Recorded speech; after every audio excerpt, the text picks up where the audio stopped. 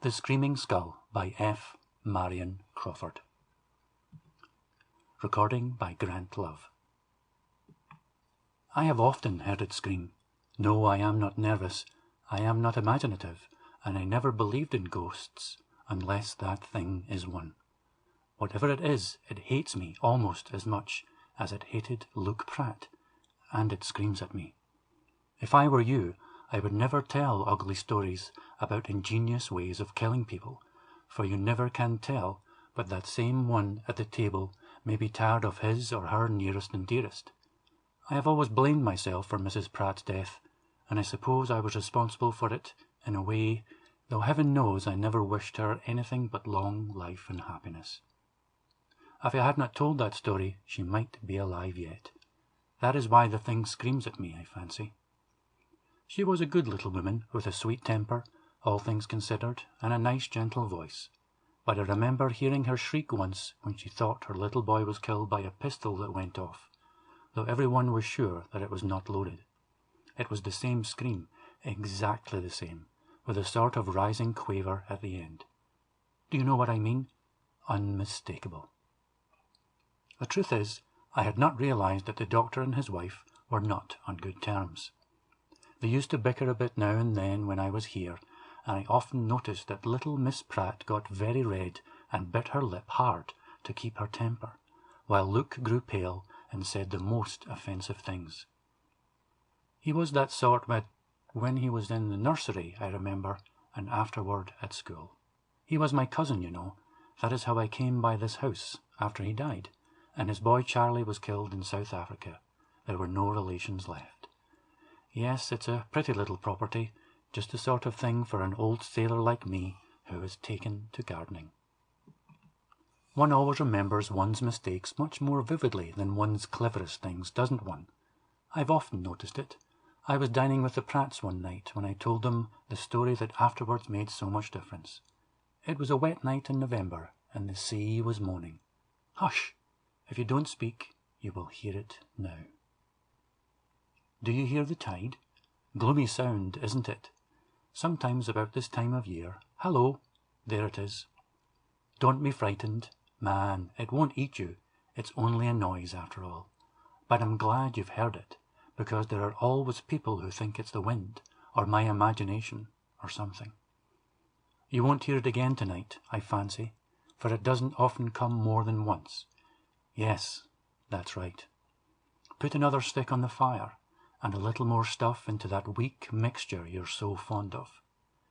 Do you remember old Blocklot, the carpenter, on that German ship that picked us up when the Clontarf went to the bottom? We were hove to in a howling gale one night, as snug as you please, with no land within 500 miles, and the ship coming up and falling off as regularly as clockwork. Biddy to boor, Beebles ashore, 'tis night, poys, old Blacklot sang out, as he went off to his quarters with his snail-maker. I often think of that, now that I'm ashore for good and all. Yes, it was on a night like this, when I was at home for a spell, waiting to take the Olympia out on her first trip. It was on the next voyage that she broke the record, you remember? But that dates it. 92 was the year, early in November. The weather was dirty, Pratt was out of temper, and the dinner was bad, very bad indeed, which didn't improve matters, and cold, which made it worse. The poor little lady was very unhappy about it, and insisted on making a Welsh rarebit on the table to counteract the raw turnips and the half-boiled mutton. Pratt must have had a hard day. Perhaps he had lost a patient. At all events, he was in a nasty temper. "My wife is trying to poison me, you see," he said. "She'll succeed some day." I saw that she was hurt, and I made believe to laugh, and said that Mrs. Pratt was much too clever to get rid of her husband in such a simple way. And then I began to tell them about Japanese tricks with spun glass and chopped horsehair and the like. Pratt was a doctor, and knew a lot more than I did about such things, but that only put me on my mettle, and I told a story about a woman in Ireland who did for 3 husbands before any one suspected foul play. Did you never hear that tale? The fourth husband managed to keep awake and caught her, and she was hanged. How did she do it? She drugged them and poured melted lead into their ears through a little horn funnel when they were asleep. No, that's the wind whistling. It's backing up to the southward again. I can tell by the sound. Besides, the other thing doesn't often come more than once in an evening, even at this time of year. When it happened. Yes, it was in November. Poor Mrs. Pratt died suddenly in her bed, not long after I dined here. I can fix the date because I got the news in New York by the steamer that followed the Olympia when I took her out on her first trip. You had the Leofric the same year? Yes, I remember. What a pair of old buffers we are coming to be, you and I. Nearly 50 years since we were apprentices together on the Clontarf. Shall you ever forget old Blocklot? Biddy to poor Beebles ashore, poys. Ha ha! Take a little more with all that water. It's the old Hulstkamp I found in the cellar when this house came to me. The same I brought Luke from Amsterdam 25 years ago. He had never touched a drop of it. Perhaps he's sorry now. Poor fellow. Where did I leave off? I told you that Mrs. Pratt died suddenly. Yes. Luke must have been lonely here after she was dead, I should think. I came to see him now and then, and he looked worn and nervous, and told me that his practice was growing too heavy for him, though he wouldn't take an assistant on any account. Years went on, and his son was killed in South Africa, and after that he began to be queer. There was something about him, not like other people. I believe he kept his senses in his profession to the end.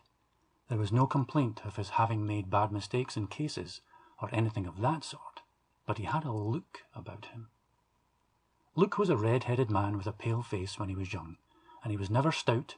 In middle age he turned a sandy grey, and after his son died he grew thinner and thinner, till his head looked like a skull, with parchment stretched over it very tight, and his eyes had a sort of glare in them that was very disagreeable to look at. He had an old dog that poor Mrs. Pratt had been fond of, and that used to follow her everywhere. He was a bulldog, and the sweetest tempered beast you ever saw, though he had a way of hitching his upper lip behind one of its fangs that frightened strangers a good deal. Sometimes of an evening Pratt and Bumble, that was the dog's name, used to sit and look at each other a long time, thinking about old times. I suppose when Luke's wife used to sit in the chair they've got. That was always her place, and this was the doctor's where I'm sitting. Bumble used to climb up by the footstool. He was old and fat by that time, and could not jump much, and his teeth were getting shaky.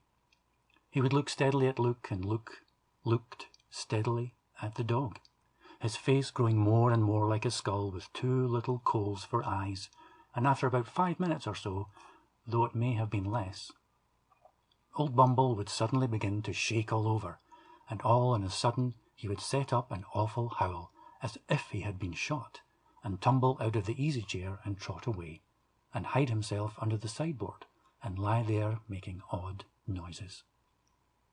Considering Pratt's looks in those last months, the thing is not surprising, you know. I'm not nervous or imaginative, but I can quite believe he might have sent a sensitive woman into hysterics. His head looked so much like a skull in parchment.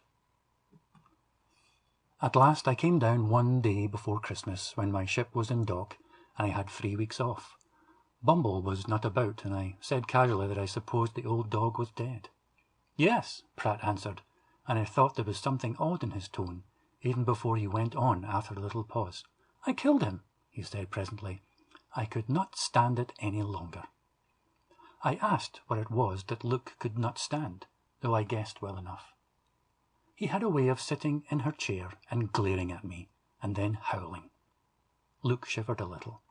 He didn't suffer at all, poor old Bumble. He went on in a hurry, as if he thought I might imagine he had been cruel. I put quinine into his drink to make him sleep soundly, and then I chloroformed him gradually, so that he could not have felt suffocated, even if he was dreaming. It's been quieter since then. I wondered what he meant, for the words slipped out as if he could not help saying them. I've understood since. He meant that he did not hear that noise so often after the dog was out of the way.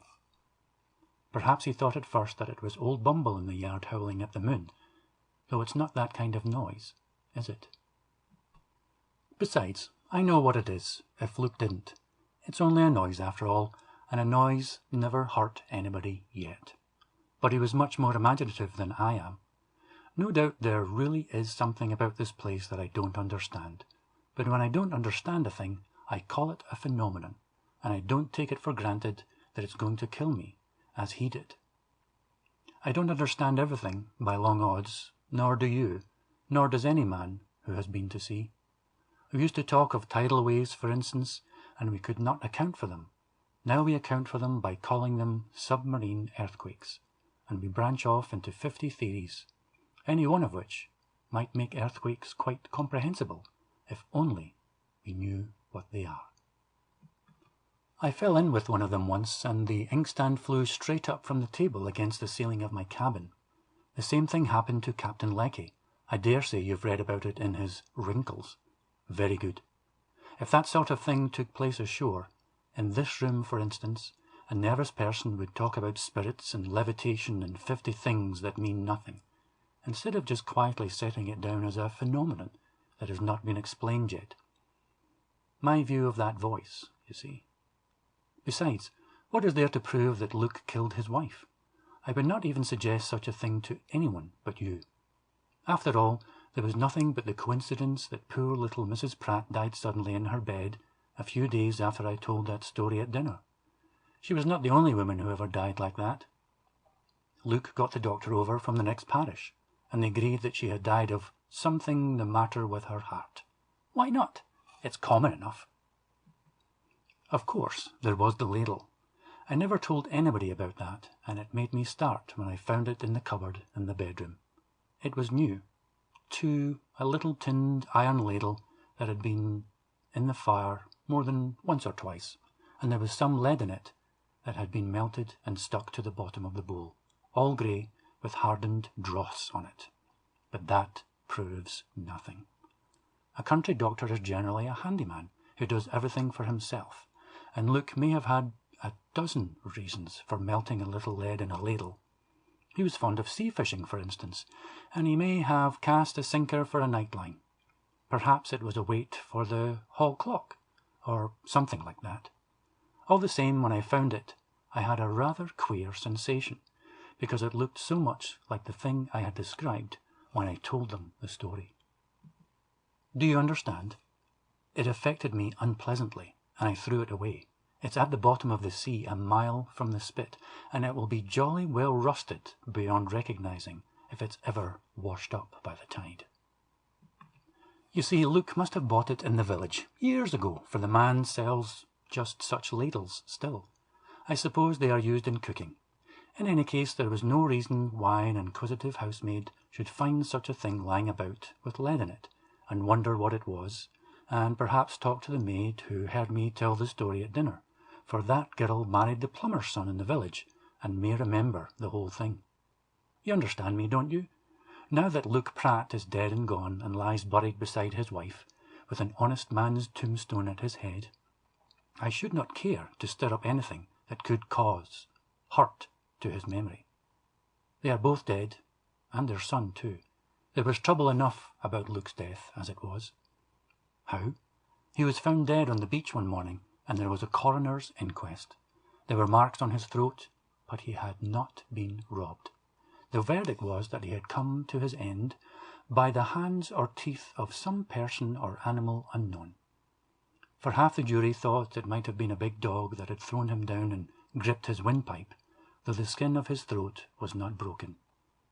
No one knew at what time he had gone out, nor where he had been.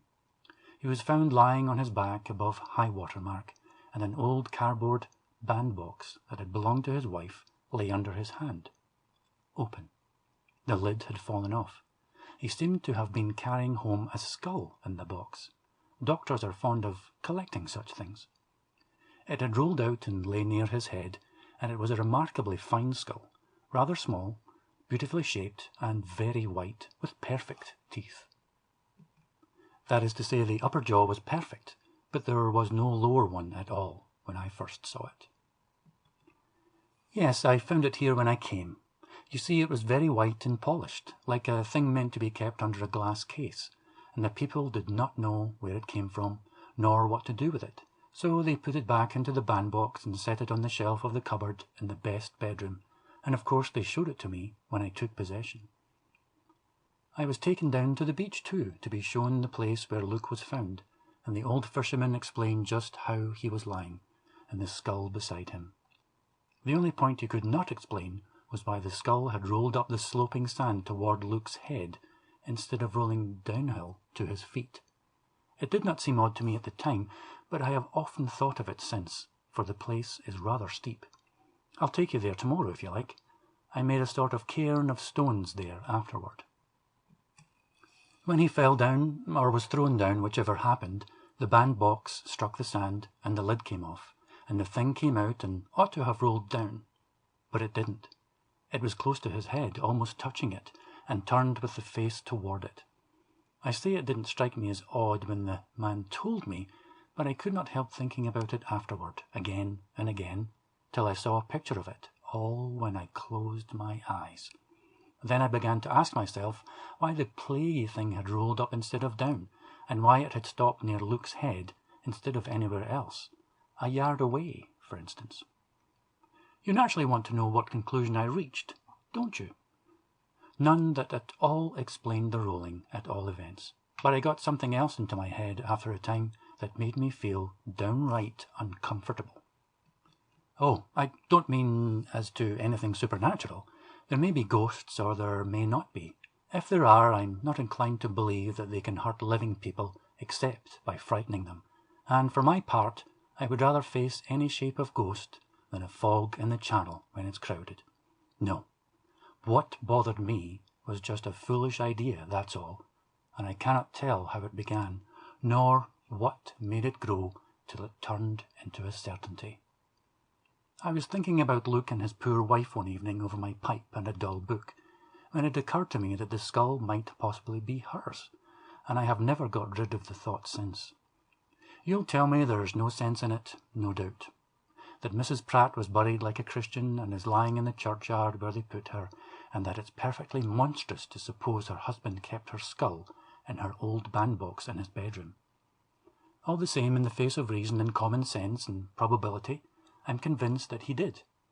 Doctors do all sorts of queer things that would make men like you and me feel creepy, and those are just the things that don't seem probable, nor logical, nor sensible to us.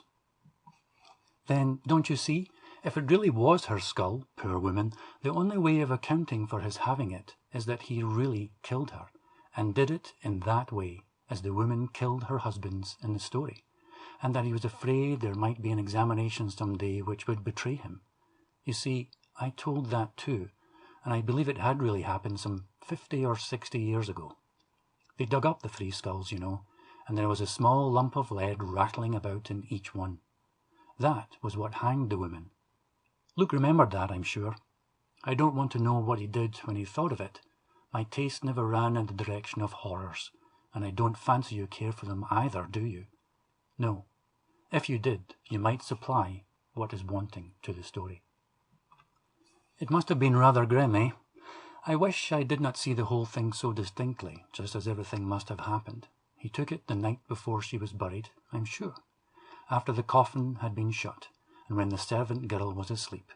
I would bet anything that when he'd got it, he put something under the sheet in its place, to fill up and look like it. What do you suppose he put there under the sheet? I don't wonder you take me up on what I'm saying. First, I tell you that I don't want to know what happened, and that I hate to think about horrors, and then I describe the whole thing to you as if I had seen it. I'm quite sure that it was her work bag that he put there. I remember the bag very well, for she always used it of an evening. It was made of brown plush, and when it was stuffed full, it was about the size of... you understand. Yes, there I am, at it again. You may laugh at me, but you don't live here alone, where it was done, and you don't tell Luke the story about the melted lead. I'm not nervous, I tell you, but sometimes I begin to feel that I understand why some people are. I dwell on all this when I'm alone, and I dream of it, and when that thing screams, well, frankly, I don't like the noise any more than you do, though I should be used to it by this time. I ought not to be nervous. I've sailed in a haunted ship. There was a man in the top, and 2/3 of the crew died of the West Coast fever inside of 10 days after we anchored, but I was all right, then and afterward. I have seen some ugly sights too, just as you have, and all the rest of us, but nothing ever stuck in my head in the way this does. You see, I've tried to get rid of the thing, but it doesn't like that. It wants to be there in its place in Mrs. Pratt's bandbox, in the cupboard, in the best bedroom. It's not happy anywhere else. How do I know that? Because I've tried it. You don't suppose that I've not tried, do you? As long as it's there, it only screams now and then, generally at this time of year, but if I put it out of the house, it goes on all night, and no servant will stay here 24 hours. As it is, I've often been left alone and have been obliged to shift for myself for a fortnight at a time. No one from the village would ever pass a night under the roof now, and as for selling the place or even letting it, that's out of the question. The old women say that if I stay here, I shall come to a bad end myself before long. I'm not afraid of that. You smile at the mere idea that anyone could take such nonsense seriously. Quite right. It's utterly blatant nonsense. I agree with you. Didn't I tell you that it's only a noise after all when you started and looked round as if you expected to see a ghost standing behind your chair? I may be all wrong about the skull, and I like to think that I am, when I can. It may be just a fine specimen which Luke got somewhere long ago, and what rattles about inside when you shake it may be nothing but a pebble, or a bit of hard clay, or anything. Skulls that have lain long in the ground generally have something inside them that rattles, don't they? No, I've never tried to get it out, whatever it is. I'm afraid it might be lead, don't you see? And if it is, I don't want to know the fact, for I'd much rather not be sure. If it really is lead, I killed her quite as much as if I had done the deed myself. Anybody must see that, I should think. As long as I don't know for certain, I have the consolation of saying that it's all utterly ridiculous nonsense, that Mrs. Pratt died a natural death, and that the beautiful skull belonged to Luke when he was a student in London. But if I were quite sure, I believe I should have to leave the house. Indeed I do, most certainly. As it is, I had to give up trying to sleep in the best bedroom where the cupboard is. You ask me why I don't throw it into the pond. Yes, but please don't call it a confounded bugbear. It doesn't like being called names. There! Lord, what a shriek! I told you so. You're quite pale, man. Fill up your pipe and draw your chair nearer to the fire and take some more drink. Old Holland's never hurt anybody yet. I've seen a Dutchman in Java drink half a jug of Hulstkamp in a morning without turning a hair. I don't take much rum myself because it doesn't agree with my rheumatism, but you are not rheumatic and it won't damage you. Besides, it's a very damp night outside. The wind is howling again, and it will soon be in the southwest. Do you hear how the windows rattle? The tide must have turned too by the morning. We should not have heard the thing again if you had not said that. I'm pretty sure we should not. Oh yes, if you choose to describe it as a coincidence, you are quite welcome. But I would rather that you should not call the thing names again, if you don't mind. It may be that the poor little woman hears, and perhaps it hurts her, don't you know? Ghost? No. You don't call anything a ghost that you can take in your hands and look at it in broad daylight, and that rattles when you shake it, do you now? But it's something that hears and understands. There's no doubt about that. I tried sleeping in the best bedroom when I first came to the house, just because it was the best and the most comfortable, but I had to give it up. It was their room, and there's the big bed she died in, and the cupboard is in the thickness of the wall, near the head, on the left. That's where it likes to be kept, in its bandbox. I only used the room for a fortnight after I came, and then I turned out and took the little room downstairs next to the surgery, where Luke used to sleep when he expected to be called to a patient during the night. I was always a good sleeper ashore. 8 hours is my dose, 11 to 7 when I'm alone, 12 to 8 when I have a friend with me.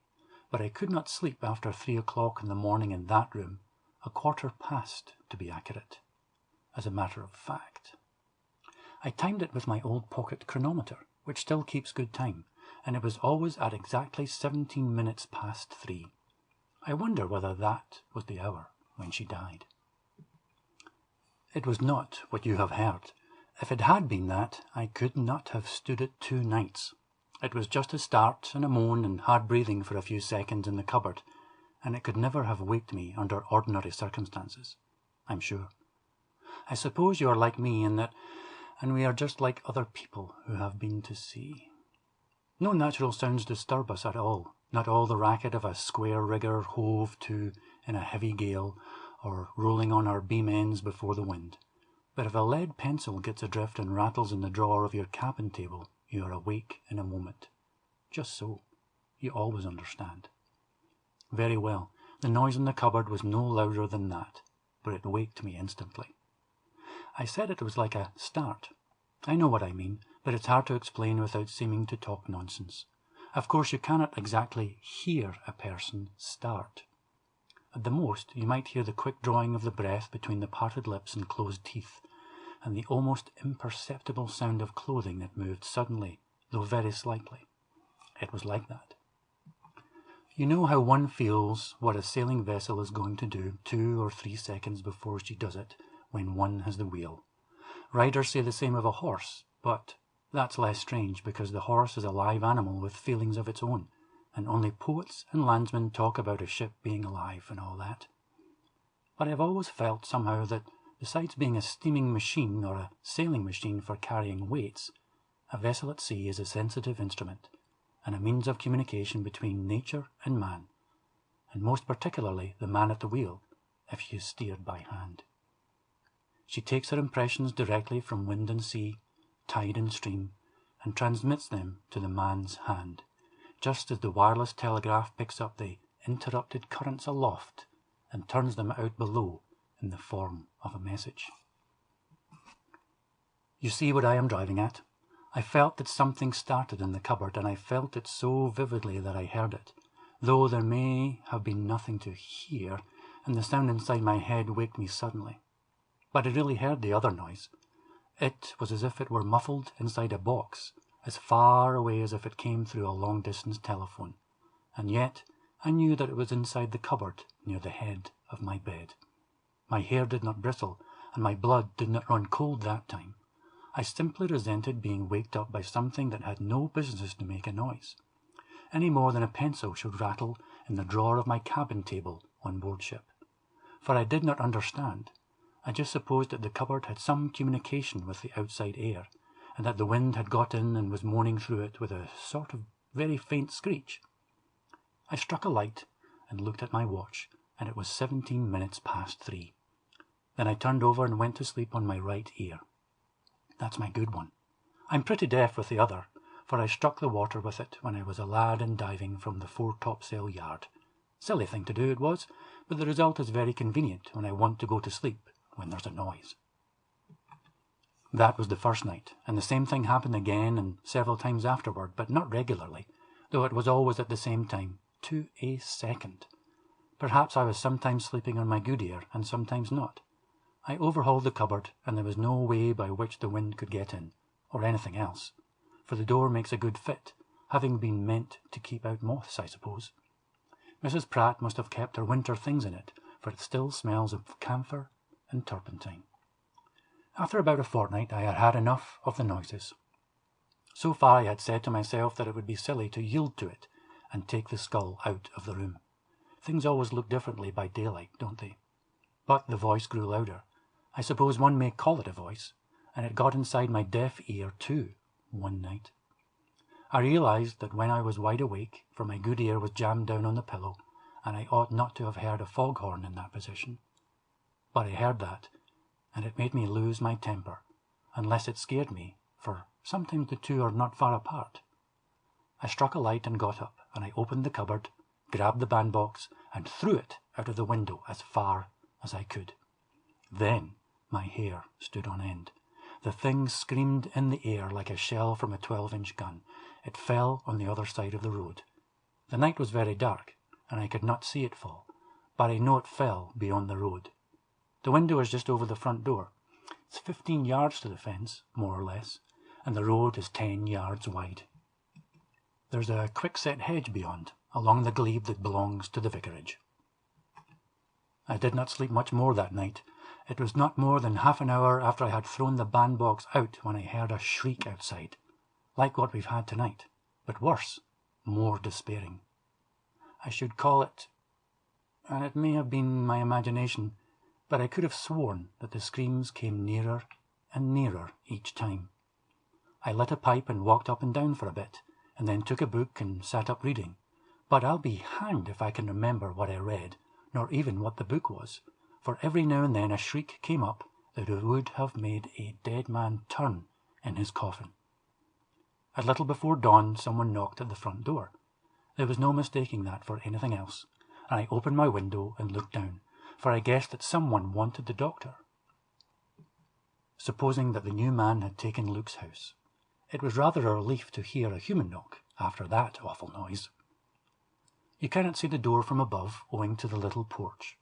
The knocking came again, and I called out, asking who was there, but nobody answered, though the knock was repeated. I sang out again and said that the doctor did not live here any longer. There was no answer, but it occurred to me that it might be some old countryman who was stone deaf. So I took my candle and went down to open the door. Upon my word, I was not thinking of the thing yet, and I had almost forgotten the other noises.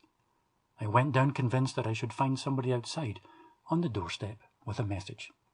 I set the candle on the hall table so that the wind should not blow it out when I opened. While I was drawing the old-fashioned bolt, I heard the knocking again.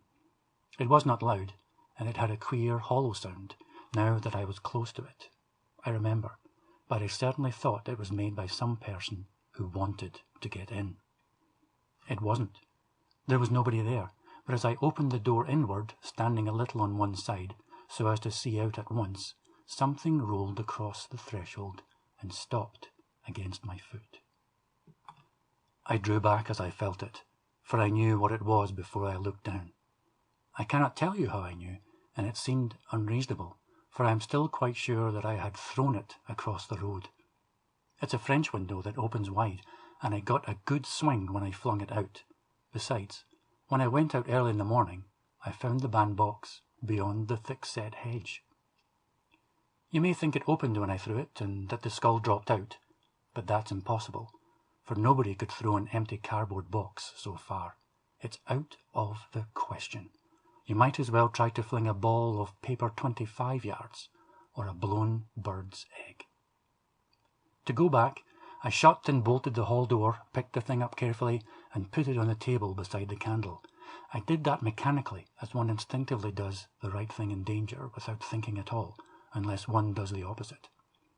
It may seem odd, but I believe my first thought had been that somebody might come and find me there on the threshold while it was resting against my foot, lying a little on its side, and turning one hollow eye up at my face, as if it meant to accuse me. And the light and shadow from the candle played in the hollows of the eyes that stood on the table, so that they seemed to open and shut at me. Then the candle went out quite unexpectedly, though the door was fastened, and there was not the last draught, and I used up at least half a dozen matches before it would burn again. I sat down rather suddenly without quite knowing why. Probably I had been badly frightened, and perhaps you will admit there was no great shame in being scared. The thing had come home, and it wanted to go upstairs, back to its cupboard. I sat still and stared at it for a bit, till I began to feel very cold. Then I took it and carried it up and set it in its place, and I remember that I spoke to it and promised that it should have its bandbox again in the morning. You want to know whether I stayed in the room till daybreak? Yes, but I kept a light burning and sat up smoking and reading, most likely out of fright, plain, undeniable fear, and you need not call it cowardice either, for that's not the same thing. I could not have stayed alone with that thing in the cupboard. I should have been scared to death, though I'm not more timid than other people.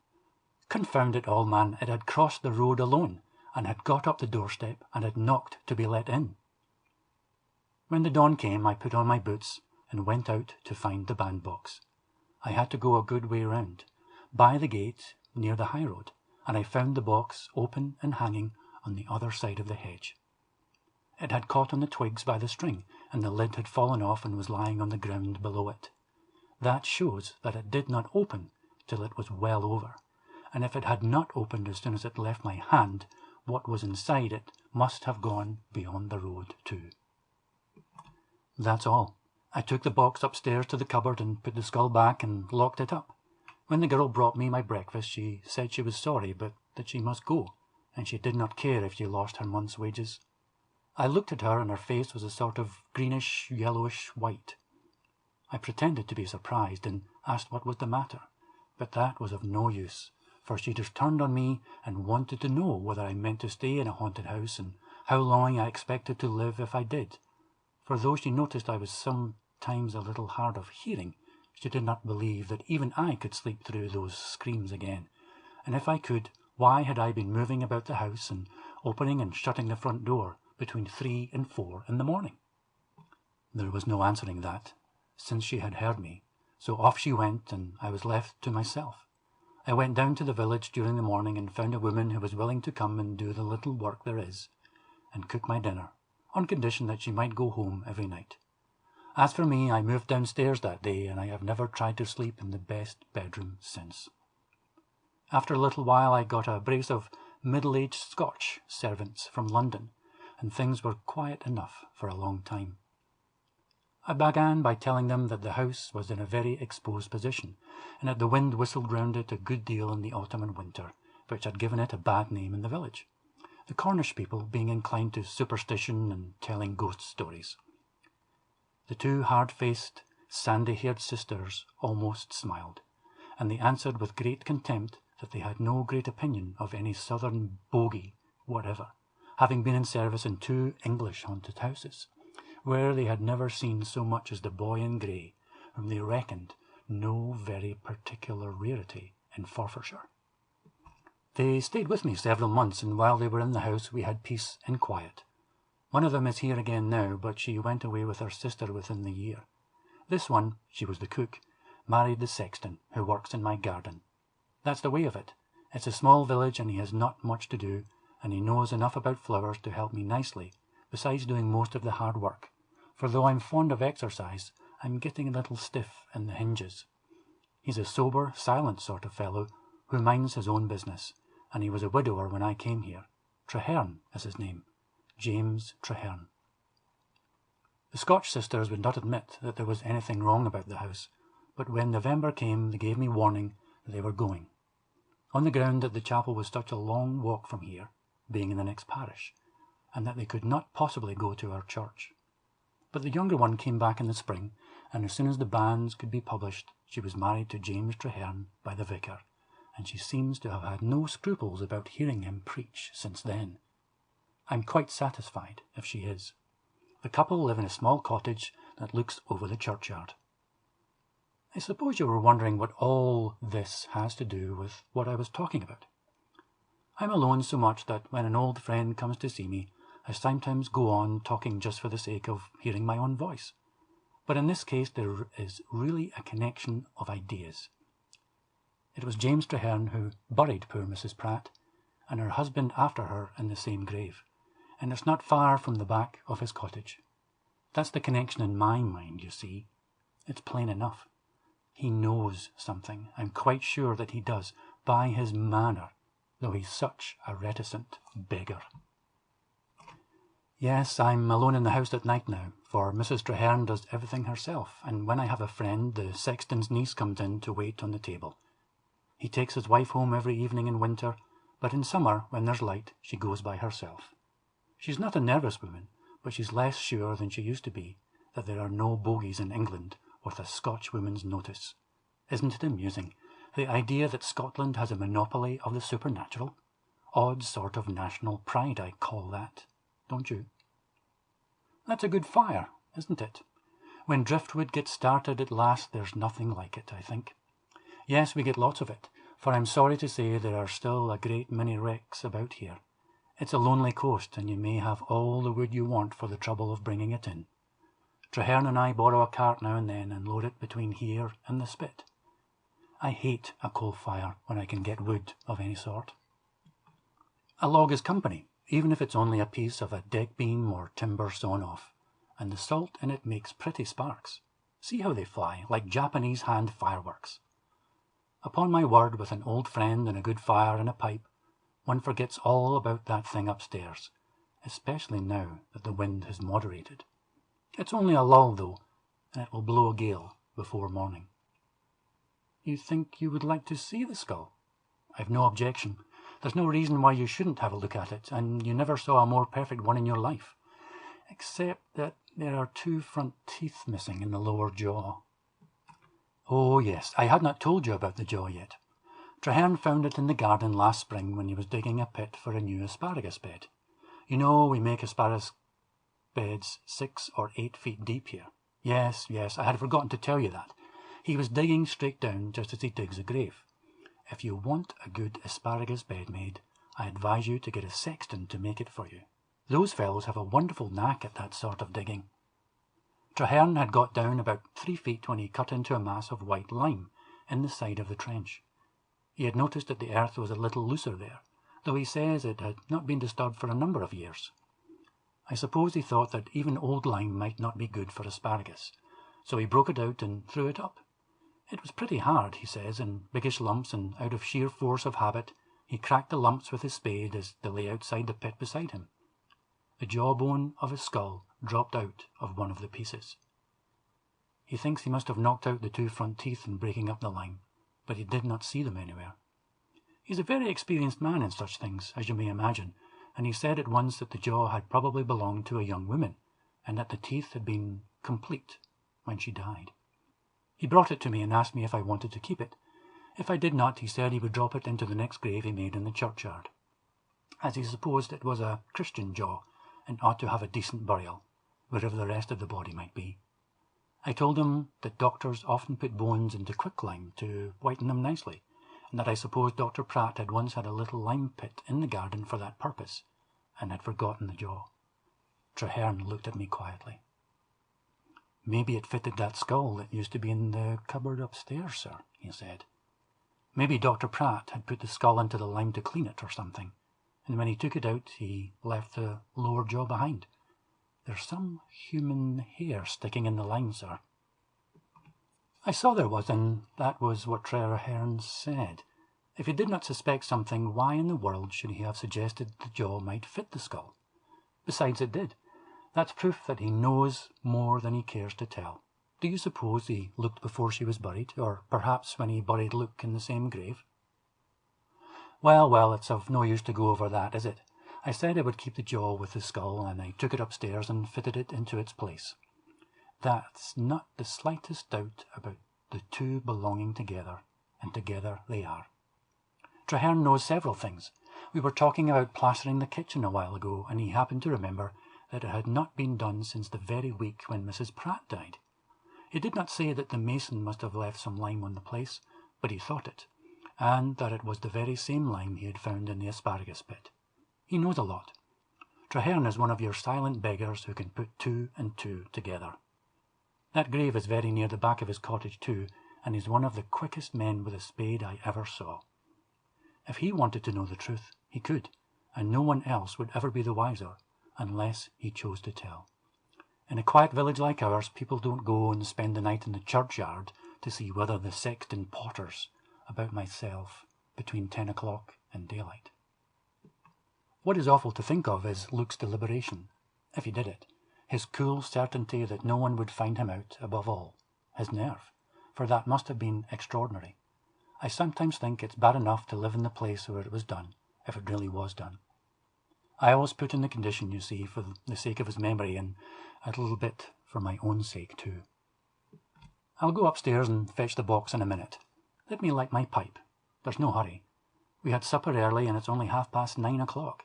I never let a friend go to bed before 12, or with less than 3 glasses. You may have as many more as you like, but you shan't have less, for the sake of old times. It's breezing up again, do you hear? That was only a lull just now, and we are going to have a bad night. A thing happened that made me start a little when I found that jaw fitted exactly. I'm not very easily startled in that way myself, but I have seen people make a quick movement, drawing their breath sharply when they had thought they were alone and suddenly turned and saw someone very near them. Nobody can call that fear. You wouldn't, would you? No. Well, just when I had set the jaw in its place under the skull, the teeth closed sharply on my finger. It felt exactly as if it were biting me hard, and I confess that I jumped before I realized that I had been pressing the jaw and the skull together with my other hand. I assure you I was not at all nervous. It was broad daylight too, and a fine day, and the sun was streaming into the best bedroom. It would have been absurd to be nervous, and it was only a quick mistaken impression, but it really made me feel queer. Somehow it made me think of the funny verdict of the coroner's jury on Luke's death, by the hand or teeth of some person or animal unknown. Ever since that I've wished I had seen those marks on his throat, though the lower jaw was missing them. I have often seen a man do insane things with his hands that he does not realize at all. I once saw a man hanging on by an old awning stop with one hand, leaning backward, outboard with all his weight on it, and he was just cutting the stop with the knife in his other hand when I got my arms around him. We were in mid-ocean, going 20 knots. He had not the smallest idea what he was doing. Neither had I when I managed to pinch my finger between the teeth of that thing. I can feel it now. It was exactly as if it were alive and were trying to bite me. It would if it could, for I know it hates me, poor thing. Do you suppose that what rattles about inside is really a bit of lead? Well, I'll get the box down presently, and if whatever it is happens to drop out into your hands, that's your affair. If it's only a clod of earth or a pebble, the whole matter would be off my mind, and I don't believe I should ever think of the skull again. But somehow I cannot bring myself to shake out the bit of hard stuff myself. The mere idea that it may be lead makes me confoundedly uncomfortable. Yet I've got the conviction that I shall know before long. I shall certainly know. I'm sure Traherne knows, but he's such a silent beggar. I'll go upstairs now and get it. What? You'd better go with me. Do you think I'm afraid of a bandbox and a noise? Nonsense. Bother the candle. It won't light. As if the ridiculous thing understood what it's wanted for. Look at that. The third match. They light fast enough for my pipe. There. Do you see? It's a fresh box just out of the tin safe where I keep the supply on account of the dampness. Oh, you think the wick of the candle may be damp, do you? All right. I'll light the beastly thing in the fire. That won't go out, at all events. Yes, it sputters a bit, but it will keep lighted now. It burns just like any other candle, doesn't it? The fact is, candles are not very good about here. I don't know where they come from, but they have a way of burning low occasionally, with a greenish flame that spits tiny sparks, and I'm often annoyed by their going out of themselves. It cannot be helped, for it will be long before we have electricity in our village. It really is rather a poor light, isn't it? You think I had better leave you the candle and take the lamp, do you? I don't like to carry lamps about, that's the truth. I never dropped one in my life, but I have always thought I might, and it's so confoundedly dangerous if you do. Besides, I am pretty well used to those rotten candles by this time. You may as well finish that glass while I'm getting it, for I don't mean to let you off with less than 3 before you go to bed. You won't have to go upstairs either, for I've put you in the old study next to the surgery. That's where I live myself. The fact is, I never ask a friend to sleep upstairs now. The last man who did was Crackenthorpe, and he said he was kept awake all night. You remember old Crack, don't you? He stuck to the service, and they've just made him an admiral. Yes. I'm off now, unless the candle goes out. I couldn't help asking if you remembered Crackenthorpe. If anyone had told us that skinny little idiot he used to be was to turn out the most successful of the lot of us, we should have laughed at the idea, shouldn't we? You and I did not do badly. It's true, but I'm really going now. I don't mean to let you think that I'm putting it off by talking. As if there was anything to be afraid of. If I were scared, I should tell you so quite frankly and get you to go upstairs with me. Here's the box. I brought it down very carefully so as not to disturb it, poor thing. You see, if it were shaken, the jaw might get separated from it again, and I'm sure it wouldn't like that. Yes, the candle went out as I was coming downstairs, but that was the draught from the leaky window on the landing. Did you hear anything? Yes, there was another scream. Am I pale, do you say? That's nothing. My heart is a little queer sometimes, and I went upstairs too fast. In fact, that's one reason why I really prefer to live altogether on the ground floor. Wherever that shriek came from, it was not from the skull, for I had the box in my hand when I heard the noise, and here it is now. So we have proved definitely that the screams are produced by something else. I've no doubt I shall find out some day what makes them. Some crevice in the wall, of course, or a crack in a chimney, or a chink in the frame of a window. That's the way all ghost stories end in real life. Do you know, I'm jolly glad I thought of going up and bringing it down for you to see, for that last shriek settles the question. To think that I should have been so weak as to fancy that the poor skull could really cry out like a living thing. Now I'll open the box and we'll take it out and look at it under the bright light. It's rather awful to think that the poor lady used to sit there in your chair, evening after evening in just the same light, isn't it? But then, I've made up my mind that it's all rubbish from beginning to end, and that it's just an old skull that Luke had when he was a student, and perhaps he put it into the lime merely to whiten it, and could not find the jaw. I made a seal on the string, you see, after I had put the jaw in its place, and I wrote on the cover. There's the old white label on it still, from the milliner's, addressed to Mrs. Pratt when the hat was sent to her, and as there was no room, I wrote on the edge, "A skull, once the property of the late Luke Pratt, M.D." I don't quite know why I wrote that, unless it was with the idea of explaining how the thing happened to be in my possession. I cannot help wondering sometimes what sort of hat it was that came in the bandbox. What colour was it, do you think? Was it a gay spring hat with a bobbing feather, pretty ribands? Strange that the very same box should hold the head that wore the finery. Perhaps. No, we made up our minds that it just came from the hospital in London where Luke did his time. It's far better to look at it in that light, isn't it? There's no more connection between that skull and poor Mrs. Pratt than there was between my story about the lead and... Good Lord, take the lamp. Don't let it go out if you can help it. I'll have the window fastened again in a second. I say, what a gale. There, it's out. I told you so. Never mind, there's the firelight. I've got the window shut. The bolt was only half down. Was the box blown off the table? Where the deuce is it? There. That won't open again, for I've put up the bar. Good dodge. An old-fashioned bar. There's nothing like it. Now, you find the bandbox while I light the lamp. Confound these wretched matches. Yes, a pipe spill is better. It must lighten the fire. I hadn't thought of it. Thank you. Here we are again. Now, where's the box? Yes, put it back on the table, and we'll open it. That's the first time I have ever known the wind to burst that window open, but it was partly carelessness on my part when I last shut it. Yes, of course I heard the scream. It seemed to go all round the house before it broke in at the window. That proves that it's always been the wind and nothing else, doesn't it? When it was not the wind, it was my imagination. I've always been a very imaginative man. I must have been, though. I did not know it. As we grow older, we understand ourselves better, don't you know? I'll have a drop of that Hulstkamp neat, by way of an exception, since you are filling up your glass. That damp gust chilled me, and with my rheumatic tendency, I'm very much afraid of a chill, for the cold sometimes seems to stick in my joints all winter when it once gets in. By George, that's good stuff. I'll just light a fresh pipe, now that everything is snug again, and then we'll open the box.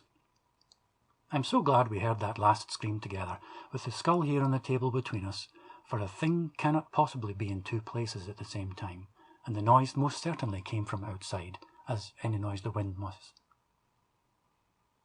You thought you heard it scream through the room after the window was burst open? Oh yes, so did I, but that was natural enough when everything was open. Of course we heard the wind. What could one expect? Look here, please. I want you to see that the seal is intact before we open the box together. Will you take my glasses? No, you have your own. All right. The seal is sound, you see, and you can read the words of the motto easily. Sweet and low. That's it, because the poem goes on, wind of the western sea, and says, blow him again to me, and all that. Here is the seal on my watch chain, where it's hung for more than 40 years. My poor little wife gave it to me when I was courting, and I never had any other. It was just like her to think of those words. She was always fond of Tennyson. It's of no use to cut the string, for it's fastened to the box, so I'll just break the wax and untie the knot, and afterward we'll seal it up again. You see, I like to feel that the thing is safe in its place, and that nobody can take it out. Not that I should suspect Traherne of meddling with it, but I always feel that he knows a lot more than he tells. You see, I've managed it without breaking the string, though when I fastened it I never expected to open the bandbox again. The lid comes off easily enough. There. Now look. What? Nothing in it? Empty? It's gone. Man! The skull is gone. No, there's nothing the matter with me. I'm only trying to collect my thoughts. It's so strange. I'm positively certain that it was inside when I put on the seal last spring. I can't have imagined that. It's utterly impossible. If I ever took a stiff glass with a friend now and then, I would admit that I might have made some idiotic mistake when I had taken too much. But I don't, and I never did. A pint of ale at supper and half a go of rum at bedtime was the most I ever took in my good days. I believe it's always we sober fellows who get rheumatism and gout. Yet there was my seal, and there is the empty bandbox. That's plain enough. I say, I don't half like this. It's not right. There's something wrong about it, in my opinion. You needn't talk to me about supernatural manifestations, for I don't believe in them. Not a little bit. Somebody must have tampered with the seal and stolen the skull. Sometimes when I go out to work in the garden in summer, I leave my watch and chain on the table. Traherne must have taken the seal then, and used it, for he would have been quite sure that I should not come in for at least an hour. If it was not Traherne, oh, don't talk to me about the possibility that the thing has got out by itself.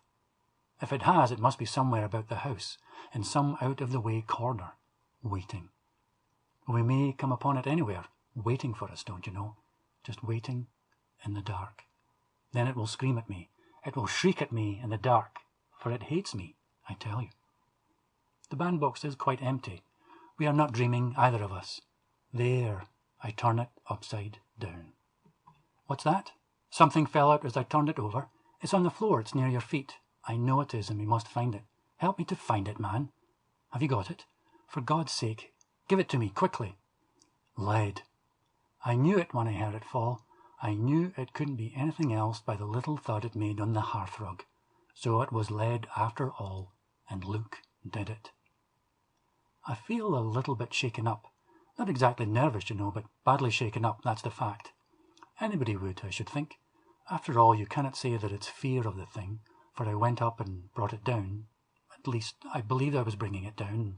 That's the same thing, and by George.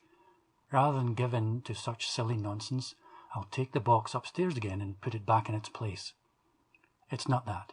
It's the certainty that the poor little woman came to her end in that way, by my fault, because I told the story. That's what is so dreadful.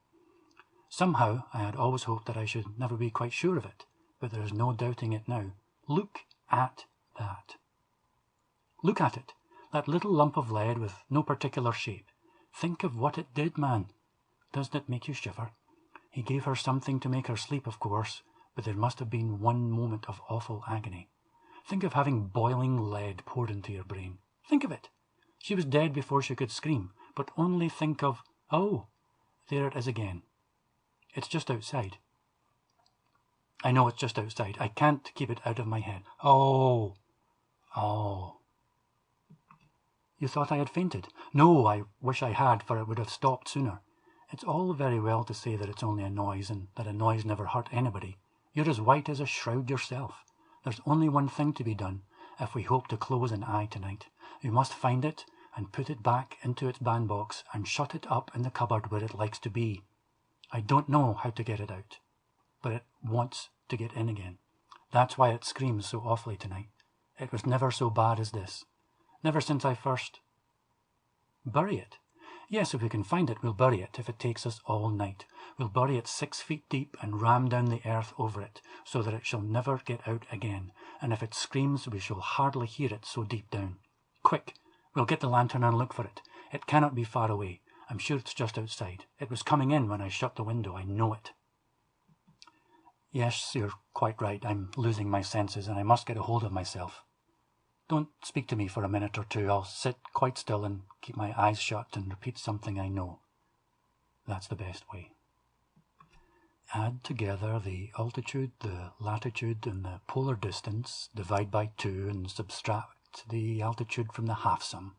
Then add the logarithm of the secant of the latitude, the cosecant of the polar distance, the cosine of the half-sum, and the sine of the half-sum minus the altitude. There. Don't say that I'm out of my senses, for my memory is all right, isn't it? Of course, you may say that it's mechanical, and that we never forget the things we learned when we were boys and have used almost every day for a lifetime. But that's the very point. When a man is going crazy, it's the mechanical part of his mind that gets out of order and won't work right. He remembers things that never happened, or he sees things that aren't real, or he hears noises when there is perfect silence. That's not what is the matter with either of us, is it? Come, we'll get the lantern and go round the house. It's not raining, only blowing like old boots, as we used to say. The lantern is in the cupboard under the stairs in the hall, and I always keep it trimmed in case of a wreck. No use to look for the thing.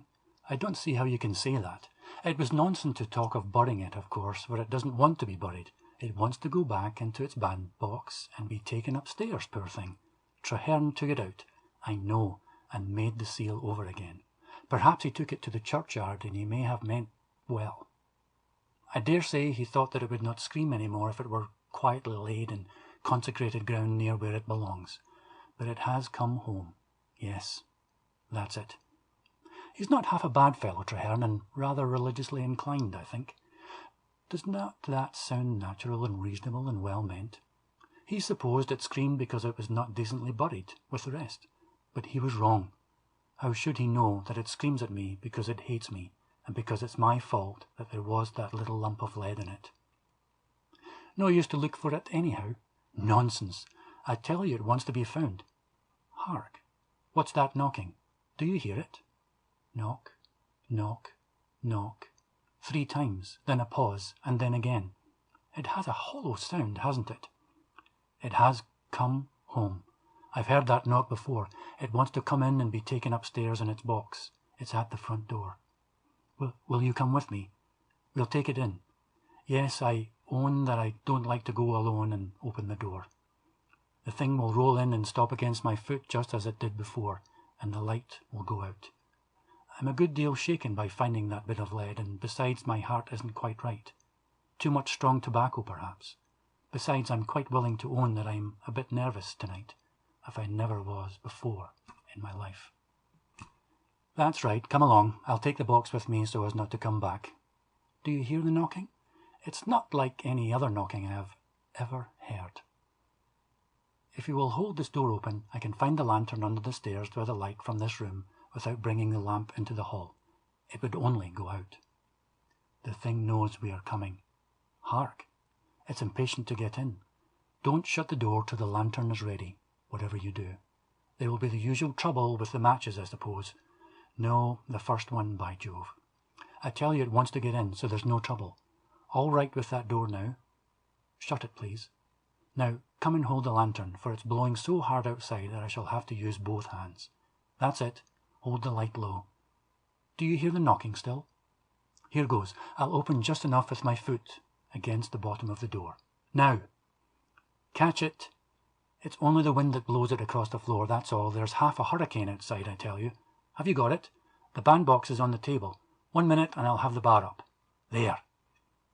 Why did you throw it into the box so roughly? It doesn't like that, you know. What do you say? Bitten your hand? Nonsense, man. You did just what I did. You pressed the jaws together with your other hand and pinched yourself. Let me see. You don't mean to say you have drawn blood? You must have squeezed hard, by Jove, for the skin is certainly torn. I'll give you some carbolic solution for it before we go to bed, for they say a scratch from a skull's tooth may go bad and give trouble. Come inside again and let me see it by the lamp. I'll bring the bandbox. Never mind the lantern. It may just as well burn in the hall, for I shall need it presently when I go up the stairs. Yes, shut the door if you will. It makes it more cheerful and bright. Is your finger still bleeding? I'll get you the carbolic in an instant. Just let me see the thing. Ah, there's a drop of blood on the upper jaw. It's on the eye tooth. Ghastly, isn't it? When I saw it running along the floor of the hall, the strength almost went out of my hands, and I felt my knees bending. Then I understood that it was the gale driving it over the smooth boards. You don't blame me? No, I should think not. We were boys together, and we've seen a thing or two. and we may just as well own to each other that we were both in a beastly funk when it slid across the floor at you. No wonder you pinched your finger picking it up. After that, if I did the same thing out of sheer nervousness in broad daylight, with the sun streaming in on me. Strange that the jaw should stick to it so closely, isn't it? I suppose it's the dampness, for it shuts like a vice. I have wiped off the drop of blood, for it was not nice to look at. I'm not going to try to open the jaws. Don't be afraid. I shall not play any tricks with the poor thing, but I'll just seal the box again, and we'll take it upstairs and put it away where it wants to be. The wax is in the writing table by the window. Thank you. It will be long before I leave my seal lying about again for Traherne to use. I can tell you. Explain. I don't explain natural phenomena, but if you choose to think that Traherne had hidden it somewhere in the bushes, and that the gale blew it to the house against the door and made it knock as if it wanted to be let in, you're not thinking the impossible, and I'm quite ready to agree with you. Do you see that? You can swear that you've actually seen me seal it this time, in case anything of the kind should occur again. The wax fastens the strings to the lid, which cannot possibly be lifted, even enough to get in one finger. You're quite satisfied, aren't you? Yes. Besides, I shall lock the cupboard and keep the key in my pocket hereafter. Now we can take the lantern and go upstairs. Do you know, I'm very much inclined to agree with the theory that the wind blew it against the house. I'll go ahead, for I know the stairs. Just hold the lantern near my feet as we go up. How the wind howls and whistles. Did you feel the sand on the floor under your shoes as we crossed the hall? Yes. This is the door of the best bedroom. Hold up the lantern, please. This side, by the head of the bed. I left the cupboard open when I got the box. Isn't it queer how the faint odour of women's dresses will hang about an old closet for years? This is the shelf. You've seen me set the box there, and now you see me turn the key and put it into my pocket. So that's done. Good night. Are you sure you're quite comfortable? It's not much of a room, but I dare say you would as soon sleep here as upstairs tonight. If you want anything, sing out. There's only a lath and plaster partition between us. There's not so much wind on this side by half. There's the Hollands on the table, if you'll have one more nightcap. No? Well, do as you please. Good night again, and don't dream about that thing if you can. The following paragraph appeared in the Penryn News, 23rd November 1906. Mysterious death of a retired sea captain.